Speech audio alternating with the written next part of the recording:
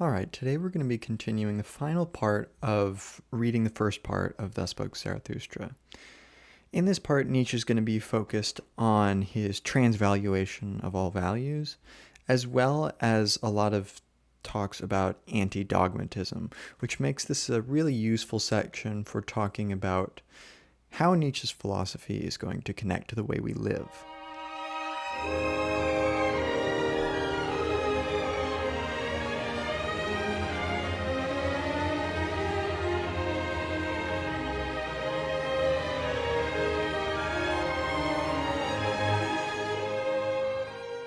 Now, from where we left off last time, we're starting here on the 1001 Goals, which is basically his aphorism where he's going to go into more detail about the contingency of morality. He says, "A tablet of the good hangs over every people. Behold, it is the tablet of their overcomings. Behold, it is the voice of their will to power.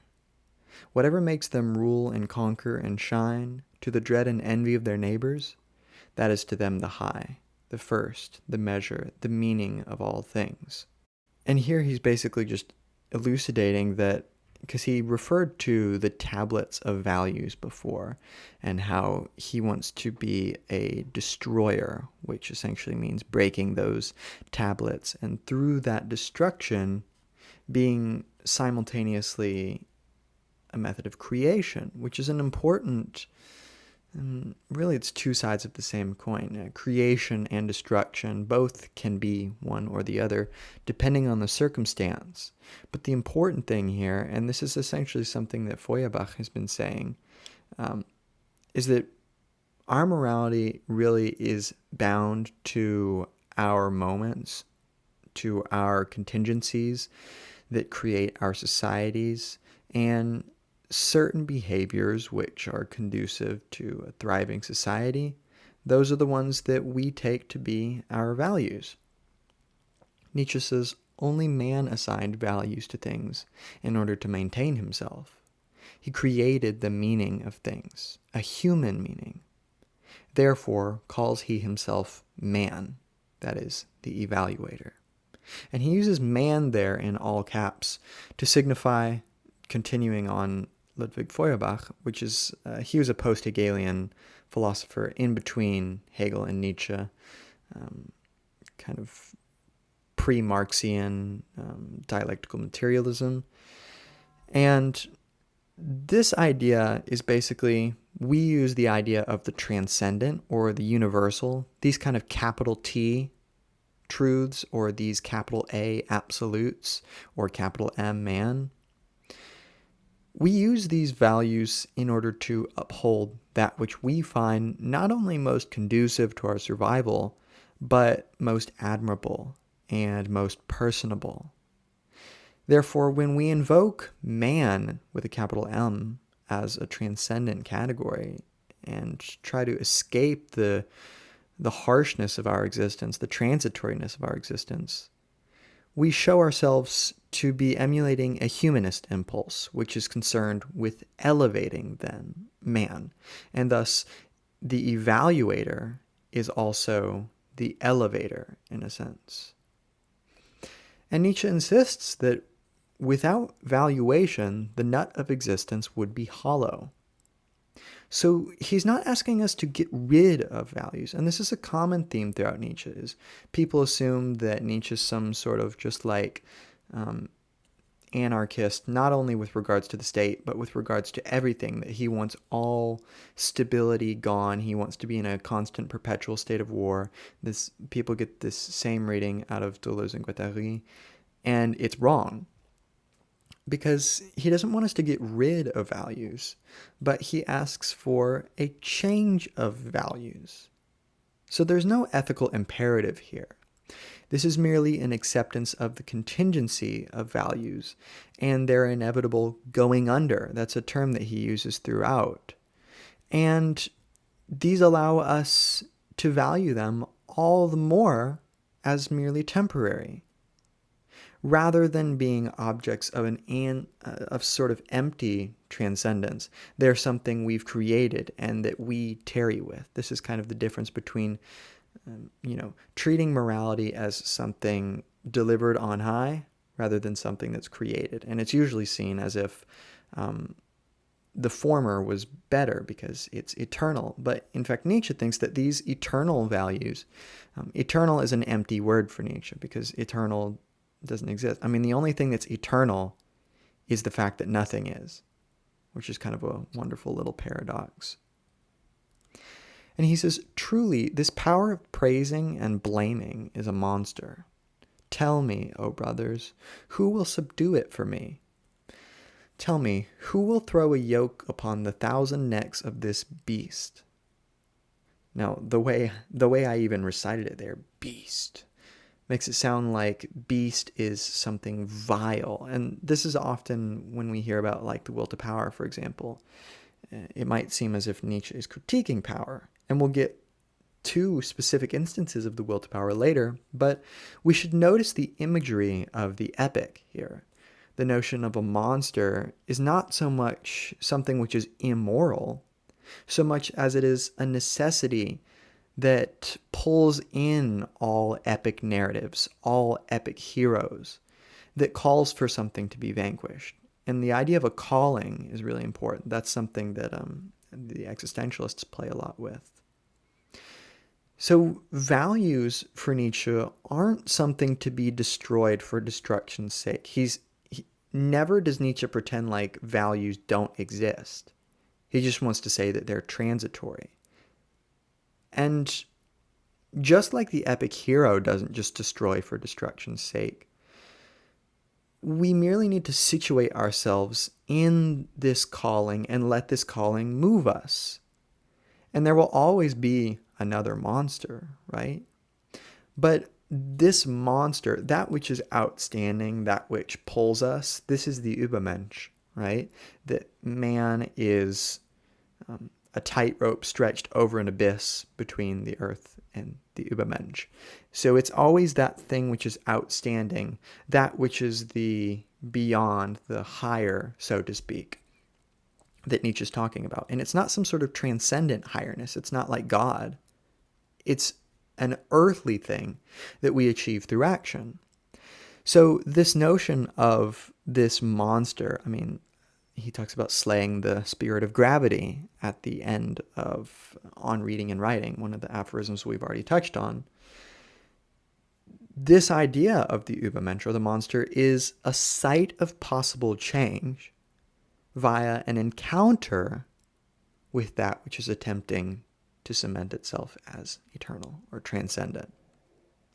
So this supposed goal, quote unquote goal, is in fact, it's not a static goal. It's something which calls us, but we never actually reach.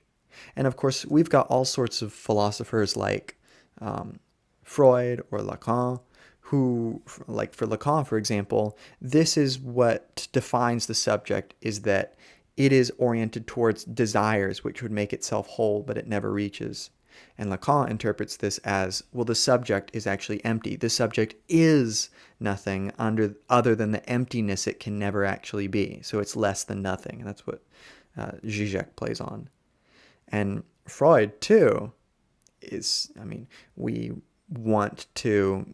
boys want to marry their mothers and slay their fathers, and they can never actually be this, so they're always in these neuroses and stuff that are created by that condition. But no, instead, Nietzsche wants to say that the subject is one with the change which compels it, that it is not deficient because of that, but rather that is its vocation, that is its calling.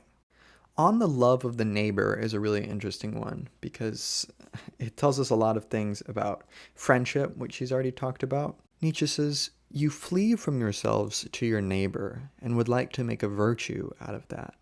But I see through your selflessness. Higher than love of the neighbor stands love of the furthest and the future. Higher still than the love of man, I account the love of things and ghosts. So really here, a danger of the crowd appears. And this is one that throughout Nietzsche and post-Nietzschean thinkers, there's this concern with being absorbed in kind of the crowd mentality. How do you be a creative thinker? How do you be an individual when you're in a social situation? Which Nietzsche is trying to point out, that we're always in these social situations. We're always engaged in these becomings, these going unders with different things. It's just a question of, are you tending towards staticness, or are you tending towards this kind of going over, this change? And thus, this danger of the crowd is one of consolidation. A love for one's neighbor can turn into an obstinate unwillingness to engage in new struggles. And thus Nietzsche sees this as tending to narrow one's gaze. So there's an ever-present need to engage with one's neighbor, but as that distance between one and the other starts to become established or normalized, or starts to become smaller, that's the sign that one should keep in mind the future and treat one's neighbor as a ghost, which is to say, something transitory, that they too are involved in their own changes. And this rings very similar to Heidegger's talking about das Mann, or the they, in Being in Time. This is essentially a mode of being which is Dasein's everydayness, or is constitutive of Dasein's everydayness. And Dasein is basically the word Heidegger uses for the mode of existence, which is humans.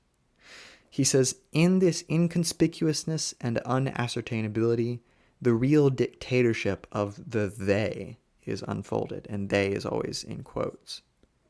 We take pleasure and enjoy ourselves as they take pleasure. We read, see, and judge about literature and art as they see and judge. Likewise, we shrink back from the great mass as they shrink back. We find shocking what they find shocking. The they, which is nothing definite, and which all are, though not as the sum, prescribes the kind of being of everydayness. And this is all to say, the they, das Mann, this is it's a weasel word. Like when you're in a political conversation and someone says they are trying to take over, or they are trying to infect our country. This often happens in very kind of crypto-fascist rhetoric. And it's purposely ambiguous. It doesn't refer to anything specific. And Heidegger is trying to say that this mode of being, where we are oriented towards the they, this is almost a prescription which defines how we usually live. We usually live in this ambiguous relationship to the world where it becomes a they. It becomes something abstract which we sort of recede away from because we're so ingrained in society that we can't get out of our heads, or we can't get out of the head that has been boxed in by society.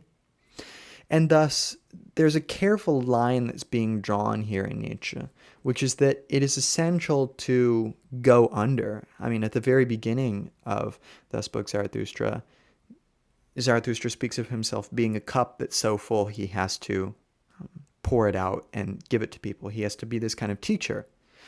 But he has all these mistakes that he's doing where he, for example, holds a corpse for a while and carries it along with him, and eventually it starts souring and he realizes he doesn't need it anymore, like it's just holding him down.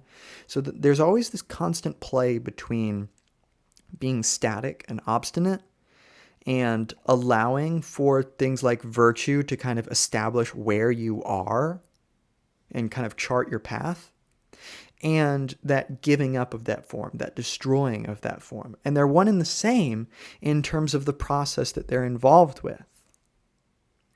And I really love this because this really rings true for kind of how I go about teaching and learning. He says, but you must know how to be a sponge if you want to be loved by overflowing hearts. The creating friend who has always a completed world to give away. This is the person that he wants us to have as our neighbor. Not some ambiguous they which we get absorbed in, but rather another creator, so to speak. someone else who is creative, who's willing to open themselves up to what the world has to offer, open up to what you have to offer, and engage in a mutual becoming, a mutual process of change. They always have something to teach you that you don't know. And really, this is just a model for social interaction, whereby interfacing is an effort to lose one's face or to change it. He speaks of the becoming of the good through evil as the becoming of purpose out of chance. And this is a really important part of Nietzsche's philosophy, which gets expanded in Deleuze and Guattari, which is the good and the evil themselves are engaged in a becoming. They are changing. We usually don't see it. This is these changes in values, so to speak, that kind of they get fought against. They eventually, some of them win through, some don't, and we have some kind of progress, quote unquote. Now, progress for progress's sake is not what Nietzsche's asking for. This is the kind of naive, almost like the blue-haired liberal kind of mentality that Nietzsche would not like, where what is important is progress. No, Nietzsche would say what is important is progress which is engaged in a contact, where both sides of a disagreement are engaged with each other in a very sober way. Progress is not good as such for Nietzsche, but progress is nevertheless probably the most useful tool for enacting change. And as such, out of this chance, out of all these possible interactions, we get purpose, quote unquote. And this is not purpose with a capital P. It's rather the purpose of the situation. That which is ahead, which one can strive towards and use as a sort of roadmap. And he says, let the future and the furthest be the motive of your today. In your friend, you shall love the Übermensch as your motive. I recommend to you the love of the furthest. And first off, there's some post-humanism here. The other person, society, that which you get immersed in, they're a site of possible change. That's why they're valuable. It's not some sort of inherent dignity as some sort of static, like, humanity with a capital H or man with a capital M. No, it's almost kind of a utility-based way of looking at the value of interacting with other people. And the language of, I recommend to you the love of the furthest, signifies that this is not Nietzsche giving us an ethical imperative. Nietzsche's never giving us imperatives. He's merely, even if sometimes he puts it in different language than recommendation, ultimately it's always recommendation. He's giving us access to this kind of metaphysical part of his philosophy, and he's saying, look, change is always going to happen. In fact, change is always happening. And all this stuff that we take as being transcendent, being absolute, being here to stay, this could be anything from virtues to life expectancy. Nietzsche says this is going to change. And one change is not going to suit everything. There's going to be different kind of changes that work for different things. So it's important for us to look at these situations soberly, to interact with them and figure out how to change from there. So he's really just asking, if you want to be creative, do this thing. So it's a conditional statement rather than a timeless ethical imperative. It's if you have this goal in mind, if you want to be true, or if you want to do something that is true, if you really understand that things will change whether you like it or not, then you will, go down this path that Zarathustra is kind of laying out here. Not a particular path, because there's different paths for different situations. So really, if we want to be creative, and if we want to be able to change, which he's like, look, if you don't want to, you're going to change anyways, and you're just going to use all these strategies like religion to tell you you're not. But he's saying that if we want this, then we should love the Übermensch. and make man into a becoming Übermensch, which is to say, an on the way. It's not a question of reaching some goal, but as treating the goal as something which we know we're never going to reach, but we're going to put it in front of ourselves, and we're going to look at all the different possible goals we have in any situation and use it as a way to chart out our path, so to speak. In On the Way of the Creator, Nietzsche points out some stuff which, he talks about the creator and the destroyer throughout, and that is purposely ambiguous. The creator is not one such way because the creator depends on what is there to be created with. What is the stuff there that you have to tarry with? And that's why he says, free from what? What does that matter to Zarathustra? But your eye should clearly show me free for what? So freedom for Nietzsche is not abstracting away from constraints, but treating what is ready to hand, what is at hand, as creative matter that is to be used for acting freedom. And this is a very similar, this idea of freedom and truth as action. This is a really important part of kind of process metaphysics in general, which Nietzsche started for implementing Nietzsche's thought, and also for that imagery that he speaks of at the end of the prologue of the eagle with the snake wrapped around its neck, because the eagle is freedom and the snake is knowledge, that these two are essentially one and the same, that you can't separate truth from its own freedom, which is to fly away from any specific point. And he says, you must be ready to burn yourself in your own flame. How could you become new if you had not first become ashes? I love him who seeks to create over and beyond himself and thus perishes. And he's going to use language like this throughout. This is not a question of suicide. This is not a literal killing of yourself or burning yourself. It's a notion of the dissolution of the self, which is very prominent in Buddhism, for example. When I'm leading the reading groups on this, one of the people who's in it is very into Eastern religions and stuff like that, and he points out kind of the different similarities between different Vedic traditions or whatever, of the importance of the dissolution of the self into nature. And that's really something that Nietzsche's trying to go here for, that creativity and change would be impotent and merely apparent if they didn't also involve the going under of the self. If you treat the self as primary, as this static entity which is merely passively engaged in understanding the world, you'll totally miss the extent to which everything is changing. This is why Foucault is critical of Jean-Paul Sartre, because Sartre, in kind of classic existentialist fashion, treats the subject as this independent entity which is first.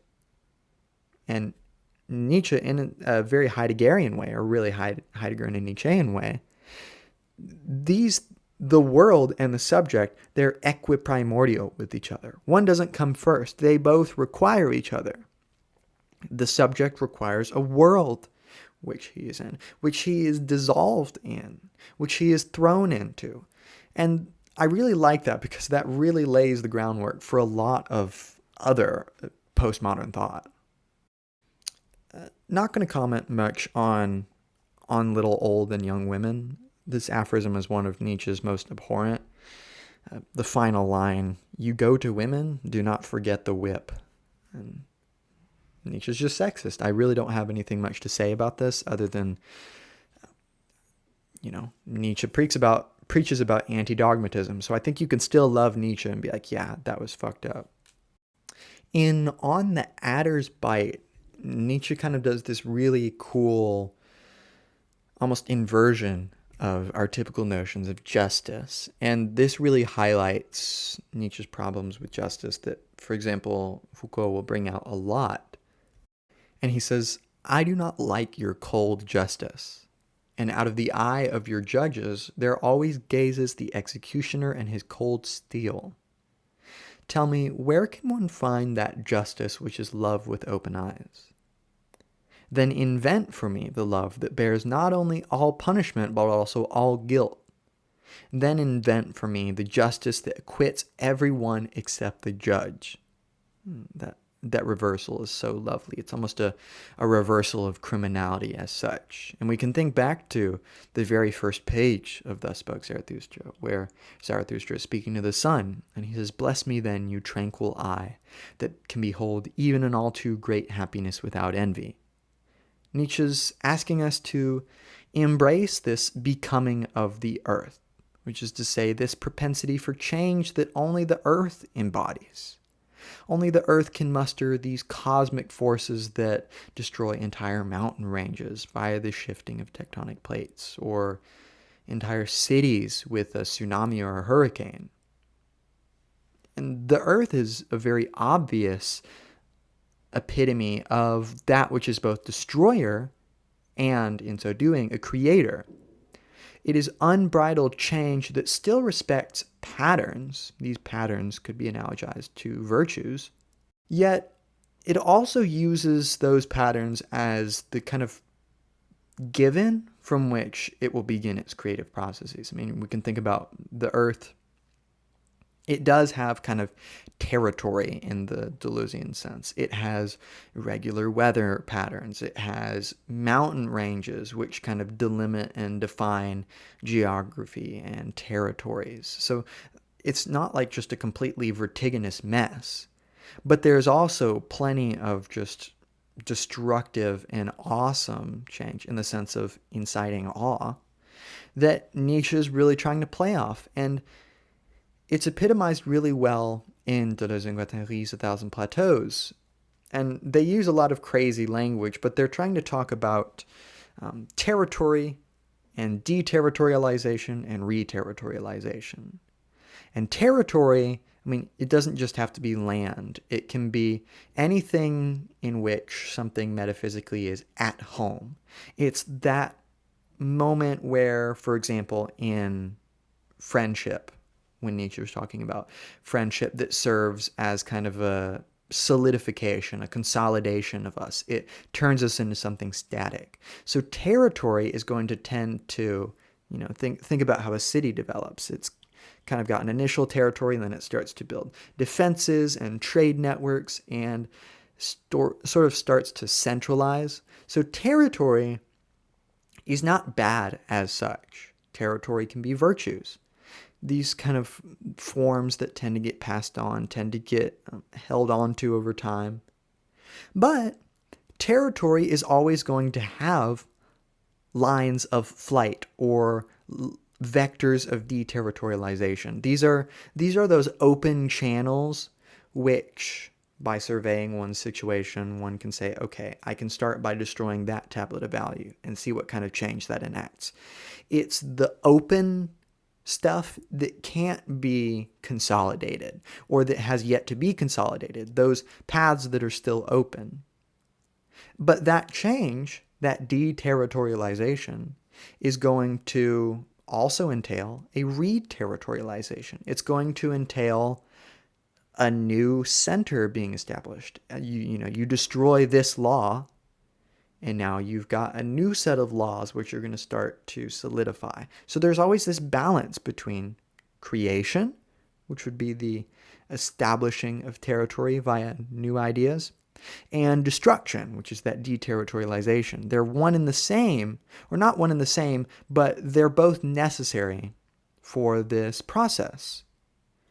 Deleuze and Guattari say on page 54 and 55 of A Thousand Plateaus, deterritorialization must be thought of as a perfectly positive power that has degrees and thresholds, is always relative, and has reterritorialization as its flip side or complement.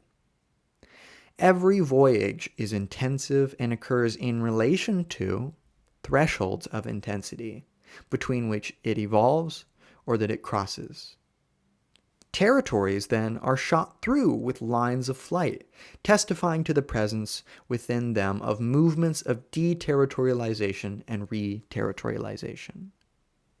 So this is all to say that, in a city, for example, You've got the kind of territory in the literal sense of the geography or the space that is taken up by the city.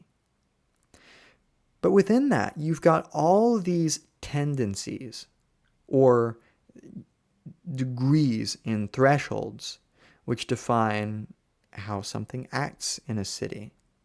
And there's all sorts of creative possibilities for change, for something new to come about, something revolutionary, but also chances for, to go down the wrong path, so to speak, and you just end up creating a more solid political order, even. So, and this is something that Nietzsche is really trying to focus on, which I've just tried to point out in Deleuze and Guattari, is that change is primary, and stable territory or values, which can be defined, are in fact defined not by what they hold in or by what they are as some sort of stable or self-sufficient thing, but rather these territories are defined by and depend on that which can't be accounted for in the system. These are the possibilities for change, that randomness or that ambiguousness that Nietzsche's been speaking about. And, these lines of flight, this is the spirit of gravity that's spoken about On Reading and Writing. And he talks about the spirit of gravity is that which kind of pulls all things down. It's that which kind of tends to consolidate things. And this spirit of gravity, this is typically cast to the side or admonished. He uses the example of the devil, but testifies to the fact that there are forces that pose a threat to every system. And Nietzsche wants us to liberate those forces. Deleuze and Guattari use the idea of flows, that we want to liberate flows. I'm also going to skip past the aphorism on child and marriage. He basically outlines this idea of marriage, of this kind of union in reverence for one another and all this. And then he laments afterwards and is like, the poverty of soul in partnership, the filth of soul in partnership, the pitiable contentment in partnership. And I think he just totally, he's unwilling to see any sense of creativity or becoming that can happen through the union with another person, a kind of constantly contestable union. He kind of internalizes this Christian notion of matches made in heaven, and they're supposed to kind of hold one down. And I think that keeps him from really taking marriage very seriously. Surely people can treat marriage like that. Marriage can be something that holds one down. Like, I hate when people talk about their wife, or guys talk about their wives as the old ball and chain. Like, why did you get married in the first place? That's what is so weird about Nietzsche's. He seems to be like, from the way he talks about it, it's like, he's kind of for this like n number of hoes, one night stand kind of love. But Nietzsche was married and he died married, so who knows?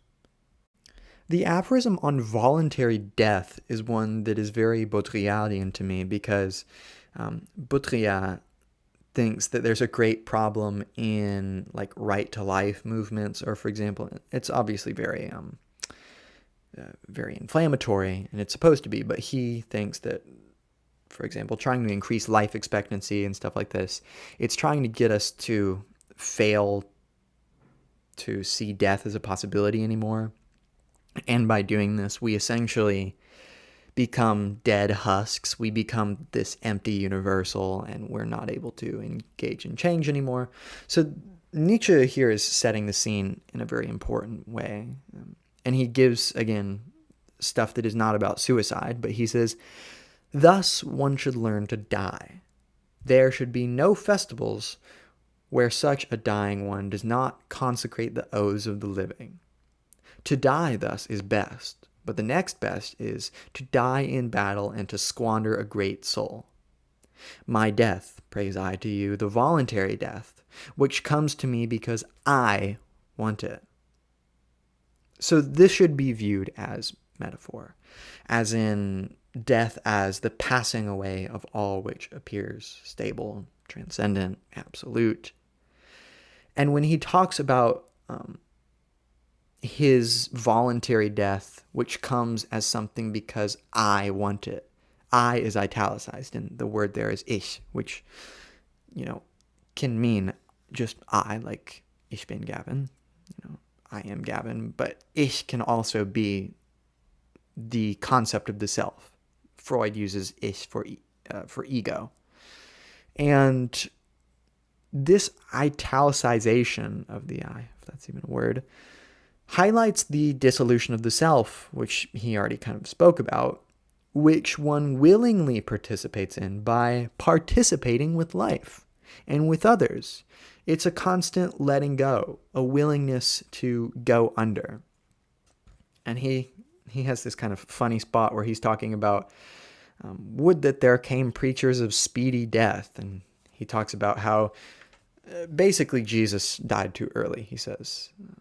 That he was against the law with a capital L, right? He loved the meek and mild, and he was against kind of the typical good and evil of the Pharisees. And he, for example, is like, yeah, you can disobey some of these Jewish laws because, like, what do they really matter?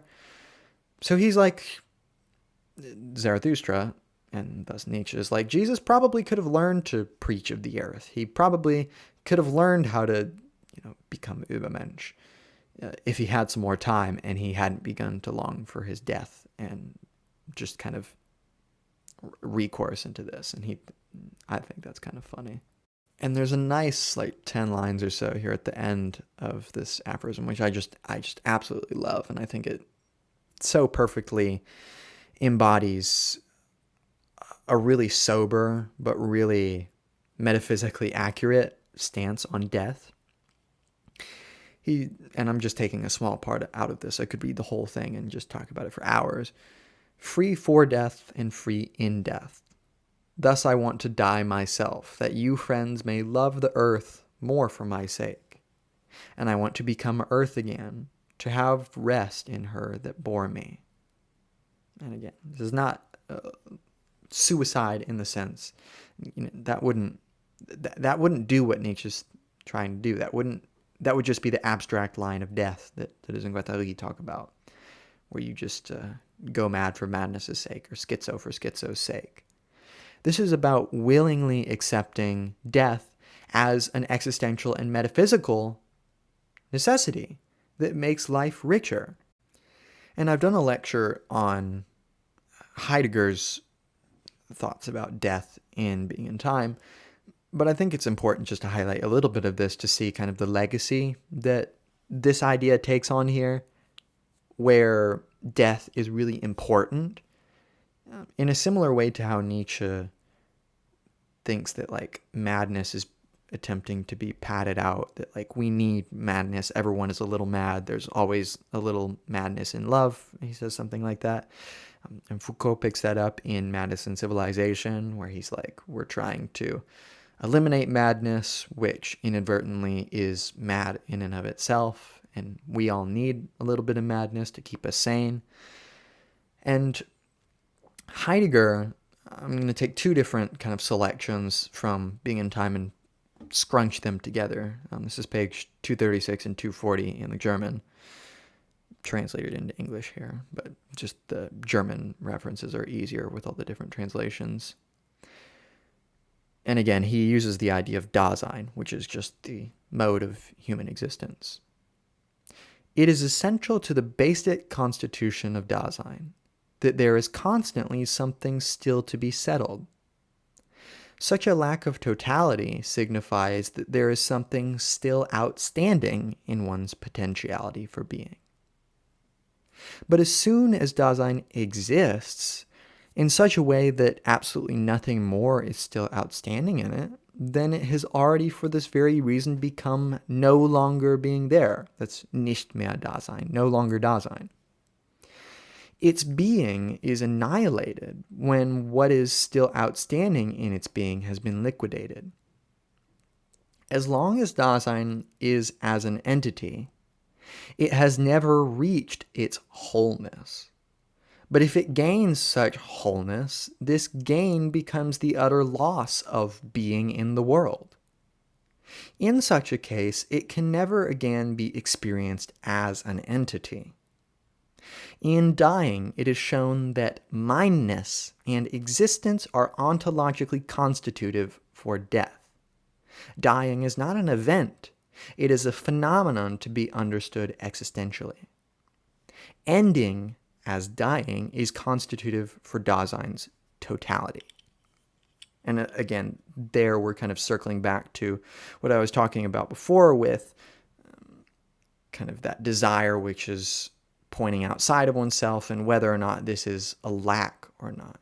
Heidegger's here basically just saying that you're never going to reach this wholeness. It's an existential and ontological necessity for Dasein, for human existence, that to be in the world is basically always to have something outstanding that you have yet to reach.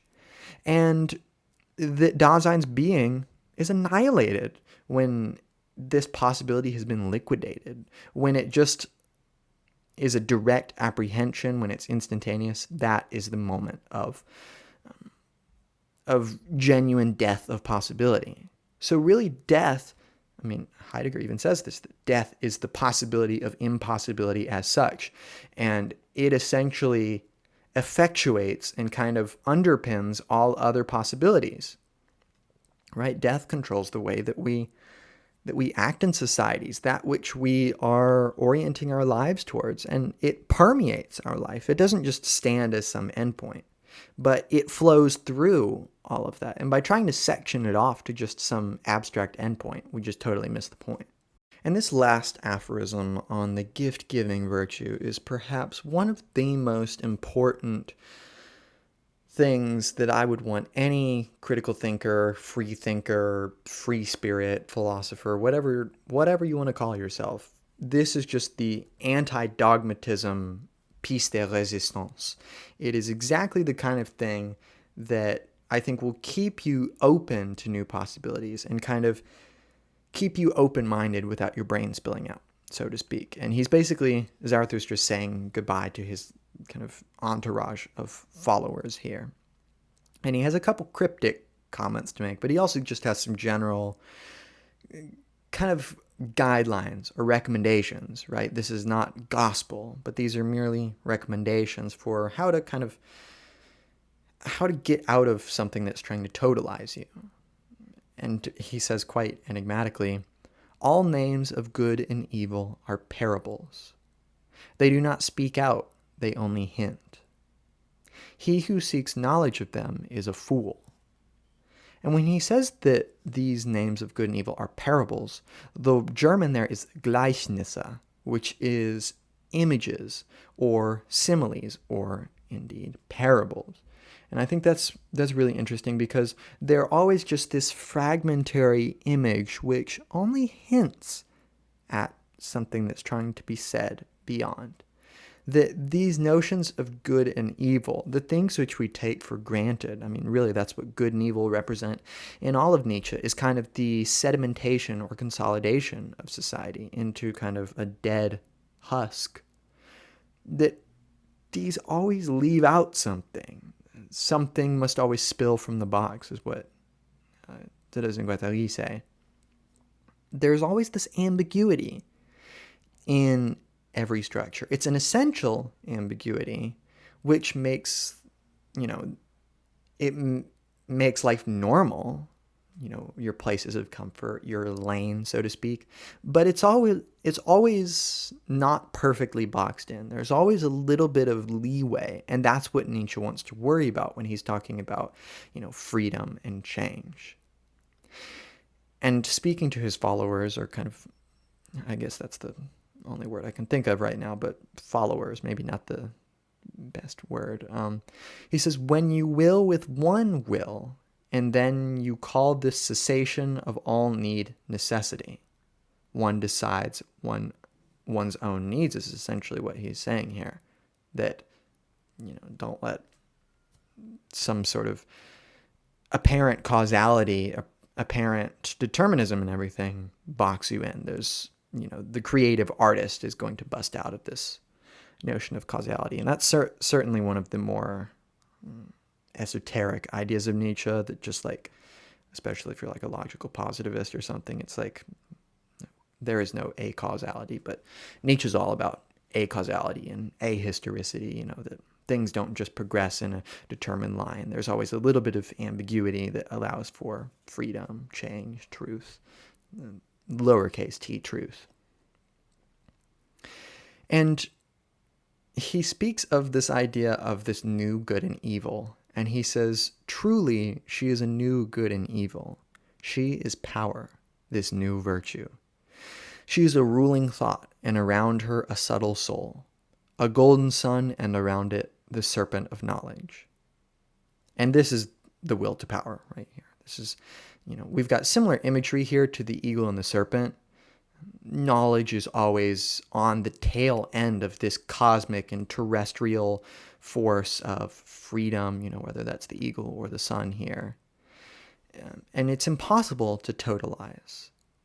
And power is this driver of change that doesn't obey any sort of transcendental logic.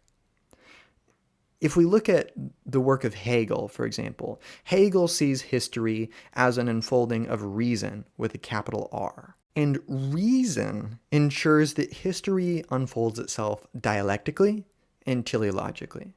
And dialectically, it's just dialektikos, two, and kind of conversation, so to speak, for lack of a better etymology right now. But it's basically this kind of confrontation of two terms, and they get sublated into kind of a compromise of the two that takes the truth of them and combines them. And it basically is just like a constant compounding of the truth, and it's eventually going to culminate in absolute spirit for Hegel. So it's got a teleological goal that it's all moving towards, and thus reason is following a specific logic. So this force that drives things here, reason, is very definite. It's got a very definite telos. Whereas power, in the will to power, it's always circumstantial. It always depends on the moment, and it drives change with the stuff it has. This is like the nomad in Deleuze and Guattari. And it's not obeying some transcendental rule, but it's obeying the little r rules of the moment. It's not some capital R rule, but just a bunch of little rules.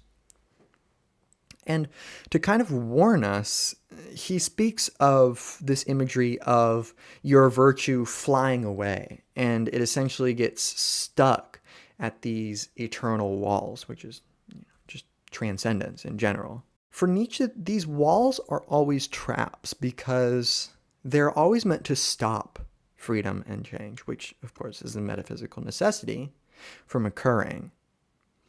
Instead, Zarathustra says, lead, like me, the flown virtue back to earth. Yes, back to body and life, that it may give the earth its meaning, a human meaning. And he gives us this wonderful anthem of free thinking, where he says, the body purifies itself with knowledge. Experimenting with knowledge, it elevates itself. To the discerning, all instincts become holy. In the elevated, the soul becomes gay. Gay, of course, there's Freude, like happiness. And this element of experimentation is really important. That's something that Deleuze and Guattari really try to play around with, and I've tried to incorporate that throughout this kind of lecture series. And he wants it to be clear that there are paths that are laid open that have yet to be totalized, that there's always something which society or the state or, Das Man, whatever it is trying to take a hold of, but there's always something outstanding. Nietzsche says, there are 1,000 paths that have never yet been trodden, 1,000 hells and hidden islands of life. Man and man's earth are still unexhausted and undiscovered. And I really just, on page 216 of 1,000 Plateaus, Deleuze and Guattari basically put this in a similar way. They say there is always something that flows or flees. that escapes the binary organization, the resonance apparatus, and the overcoding machine. Things that are attributed to a change in values, the youth, women, the mad, etc. And all of this is basically going to conclude with a profound anti-dogmatism passage. This third kind of mini part of this aphorism is just so profoundly important for charting out kind of how you're going to do thinking and philosophy.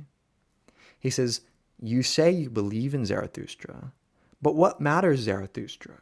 You are my believers, but what matters all believers? Now I bid you to lose me and find yourselves, and only when you have all denied me will I return to you." And that kind of little denial thing, that kind of is very Jesus-esque, you'll deny me 3 times or whatever. I'm sure it might have been at least a little bit intentional, considering Nietzsche constantly makes references to Jesus throughout, and even the structure of Zarathustra as this itinerant preacher is very Jesus-esque in a sense. But this tells us what Zarathustra is in general, because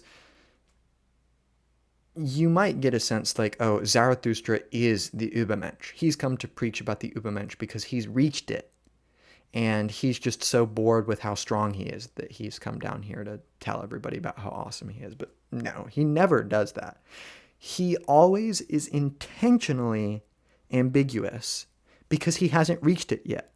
He's not going to prescribe you some ethical imperative that applies to all of time and space and be like, this is what you ought to follow. This is how you get to the Übermensch. No, the Übermensch is always on the way. And thus, the idea of a believer as such, he's like, no, if you just segment yourself and just believe, he's like, that's a very empty thing. Belief, you can believe in virtues, so to speak, but that belief must be accompanied by a very critical eye to destruction, indeed. And thus, Zarathustra is just a metaphor in general, as he's not a person to be followed. That's not what he represents. And Zarathustra will not stay Zarathustra. He's not Zarathustra with a capital Z.